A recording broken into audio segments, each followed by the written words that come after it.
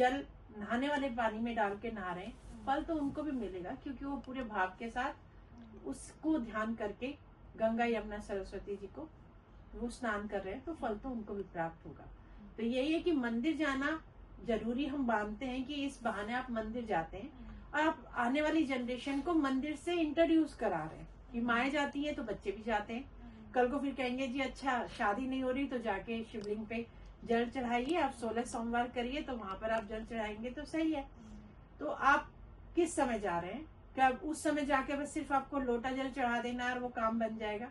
वो नहीं है। और बेलपत्र का तो बहुत ही है, शास्त्रों में वर्णित है कि ये बेलपत्र झूठे नहीं होते। जैसे कि कहा गया है कि माली की शॉप पर फूल झूठे नहीं होते, बासी नहीं होते, वो अगले दिन भी बेच देता है। पर घर में आके अगर देवताओं पे चढ़ा दिए या घर में रख दिए तो हम कहेंगे बासी हो गया, अब इसे दोबारा नहीं चढ़ाया जा सकता है। तो नीलम जी, इस पे एक चीज और अब हम आगे बात करेंगे कि अगर जैसे मान लीजिए कि मैं मंदिर नहीं जा पा रही हूँ, किसी भी रीजन की वजह से अगर नहीं जा पा रही हूँ, तो क्या मानसिक तौर पर भी जलाभिषेक किया जा सकता है? मानसिक तौर पर भी, क्योंकि मानसिक पूजा तो की जाती है, बट क्या मानसिक तौर पर भी जलाभिषेक किया जा सकता है? या मैं सूर्यदेव को के सामने खड़े होकर अगर जल अर्पण कर रही हूँ तो क्या वो भी मुझे ये बेनिफिट देगा कि मैं शिवलिंग पे जाके जल अर्पित नहीं कर पाई हूँ? बहुत अच्छा क्वेश्चन जो कि मोस्टली लोग पूछते हैं, क्योंकि देखिए जब प्रेडिक्शन कराने आते हैं तो बहुत से पायलट भी आते हैं और हमने कहा कि आप सूर्य उदय के वक्त आप जल दीजिए और वो फ्लाइट पे बैठे होते हैं। ये क्वेश्चन मेरे से पूछा है, रियली एक पायलट थे, उन्होंने पूछा, रात से 22-23 साल पहले की बात है, मुझे याद है क्योंकि उस समय मैं उपाय बताती थी कि आपको सुबह सूर्य उदय से पहले उठना है। आज भी वो उपाय है, वो कल भी था, यूनिवर्सल ट्रुथ उपायों में से है।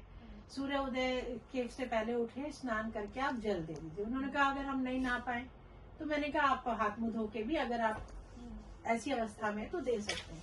उन्होंने कहा हम तो फ्लाइट उड़ा रहे होते हैं, उस समय कैसे दें? यह मानसिक आपका, अगर आप सूर्य भगवान को ध्यान करके, क्योंकि जल भी उन्हीं का है, आपको सामने से गंगा जी भी दिख रही है, नदी भी दिख रही है, सूर्य भी दिख रहे हैं, सिर्फ आप अपने ध्यान करके कि आपने उनको अर्पण किया है तो वो भी पूरा लगेगा। ईश्वर तक हमारे भाव जाते हैं, ये सिर्फ माध्यम है जिनके माध्यम से हम ईश्वर को रिझाने का प्रयास करते हैं। ईश्वर के पे भाव के साथ किया हुआ एक जल लोटा भी आपको वो फल दे सकता है जो आप बहुत विधि विधान के साथ कर रहे हैं।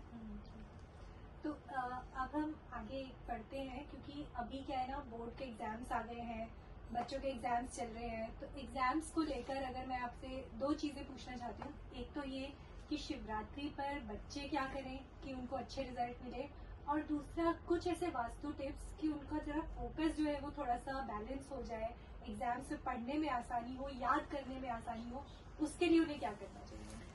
जी बिल्कुल, बहुत अच्छा जो समय को देखते हुए जो पूछा है कि इस समय अगर आप बच्चे पढ़ाई में लगे हुए हैं और वो गलत डायरेक्शन की तरफ मुंह करके पढ़ाई कर रहे हैं तो वो उनकी जो मेहनत है ना वो बेकार जाने के योग बन रहे हैं। तो उनको हमेशा नॉर्थ की तरफ फेस करके पढ़ना चाहिए या फिर पूरब की तरफ फेस करके पढ़ना चाहिए, या जो उनका पढ़ने का स्थान है उसके सामने जो एकदम दीवार नहीं होनी चाहिए।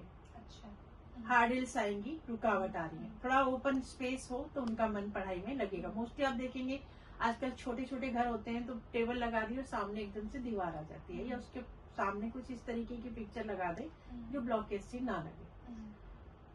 और ये आपने की जो महाशिवरात्रि है इसका किस तरीके से बच्चे यूज कर सकते हैं, व्रत रखें और व्रत रखने के बाद कम से कम, व्रत जो नहीं रख सकता वो ओम नमः शिवाय का मंत्र 5 बार बोलकर और महादेव को जल अर्पण करेंगे।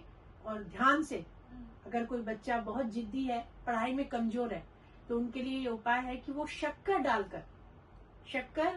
डालकर अगर वो शिव को रुद्राभिषेक करते हैं तो वो उनको पढ़ाई में जो भी परेशानी आ रही है वो उनकी दूर होगी, कुशार बुद्धि होगी।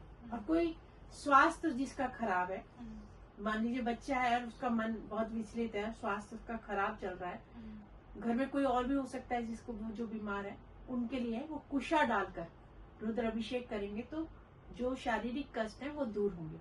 क्योंकि ये पूरी जितनी भी परेशानियां हैं सबका हरण करने की रात्रि है और पॉजिटिविटी को बढ़ाने की रात है। तो इसमें आप जो भी रोगी है वो अगर रुद्राभिषेक कर रहे हैं तो उसमें आपको दूध या शक्कर या घी इन सब की आवश्यकता नहीं है। पंचद्रव्य की आप कुशा होती है वो आप पानी में डालें या उनको मिक्सी में पीस के उसमें मिक्स करके तब भी आप करेंगे तो आपको अगर डॉक्टर की दवा नहीं लग रही है तो वो भी लगनी शुरू हो जाएगी। ये महा उपायों में से ऐसे बहुत से लोग हैं जिनको इसका फायदा हुआ।